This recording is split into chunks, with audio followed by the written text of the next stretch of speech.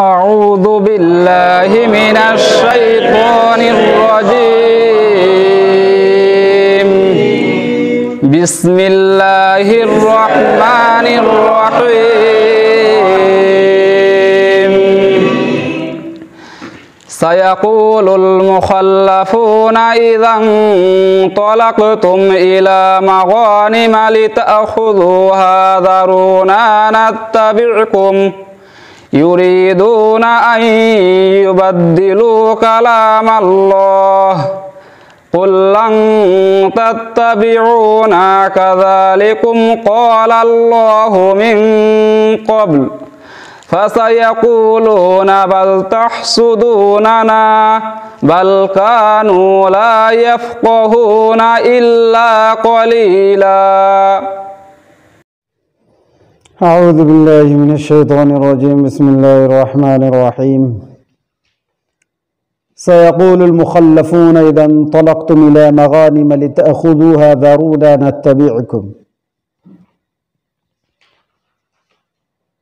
صلح حدیبیہ کا بیان چل رہا ہے۔ اس صورت میں ماقبل میں بیان کیا گیا تھا کہ رسول اللہ صلی اللہ علیہ وسلم نے خواب دیکھنے کے بعد جو مدینہ اور نواحِ مدینہ اعراب مدینہ میں اعلان کرا دیا تھا کہ جنہیں رسول اللہ صلی اللہ علیہ وسلم کے ساتھ لشکر کے ساتھ جانا ہو تیار ہو جائیں، لیکن بہت سارے گنوار اعراب وہ چپ چاپ اپنے گھروں میں بیٹھ گئے تھے۔ ان کو یہ گمان تھا کہ جب مسلمان مکہ میں جائیں گے تو مکے والے انہیں زندہ واپس آنے نہیں دیں گے۔ رسول اللہ صلی اللہ علیہ وسلم ذی قعدہ سن 6 ہجری میں مکہ مکرمہ سے واپس آئے صلح حدیبیہ کے بعد، اور محرم یا صفر سن 7 ہجری میں رسول اللہ صلی اللہ علیہ وسلم کو یہود خیبر کے محاصرے کا حکم ہوا کہ آپ صلی اللہ علیہ وسلم یہودیوں پر لشکر کشی کریں، ان پر حملہ کریں۔ اللہ جل شانہ نے اس صورت میں پہلی ہی خبر دے دی تھی کہ جو مخلفین اعراب مدینہ جو مکہ عمرہ کے لیے جانے سے جی کترا رہے تھے، چھپ کر اپنے گھروں میں بیٹھ گئے تھے، جب خیبر پر حملے کا معاملہ آئے گا تو وہ آگے بڑھیں گے، کہیں گے کہ نا ہم کو بھی اجازت دیجیے جانے کی۔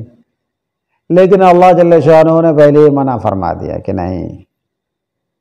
خیبر کی فتح کے لیے صرف وہی صحابہ جا سکتے ہیں، وہی لوگ جا سکتے ہیں، وہی مومنین جا سکتے ہیں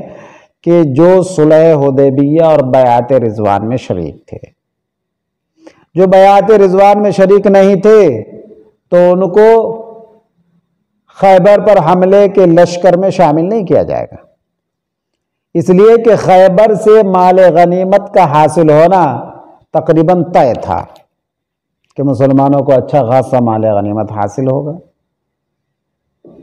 اور مکہ میں عمرہ کے لیے جانا، لشکر کے ساتھ جانا، یہ خطرے سے خالی نہیں تھا، اس لیے کہ تقریباً طے تھا کہ مشرکین مکہ ضرور مقابلہ کریں گے اور کافی خون خرابہ ہوگا۔ تو اس وقت تو وہ لوگ دبک کے اپنے گھروں میں چھپ گئے، اور اب جب غنیمت کا مال حاصل ہونے کی امید ہے تو پھر وہ لشکر کا ساتھ پکڑتے ہیں۔ تو دیکھو وہ لشکر کا ساتھ پکڑنا چاہیں گے اور اللہ کا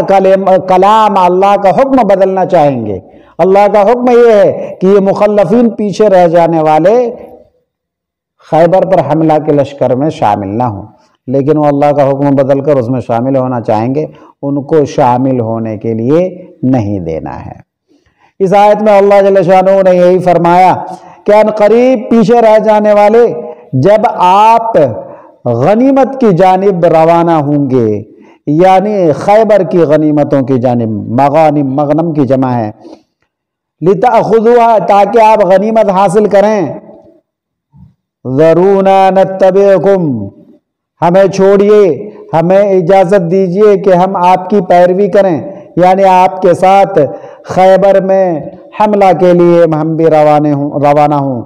یریدون ان یبدلوا کلام اللہ، یہ اعراب اپنے اس کلام کے ذریعے اللہ کے کلام کو، اللہ کے حکم کو بدلنا چاہتے ہیں۔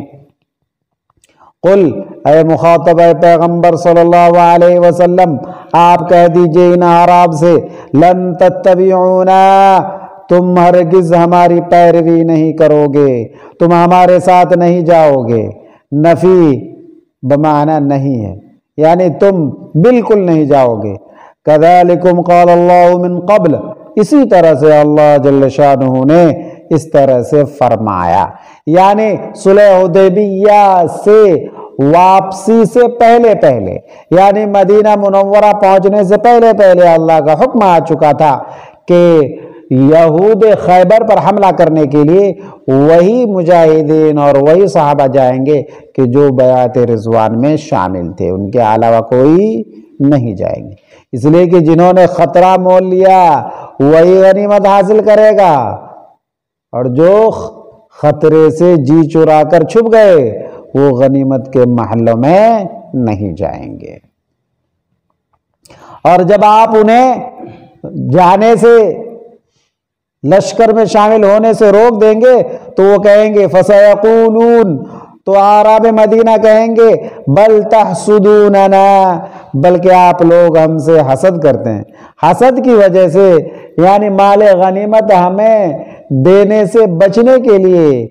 مال غنیمت کو اپنے لیے خاص کرنے کے لیے ہمیں لشکر میں شامل ہونے کی اجازت نہیں دیتے۔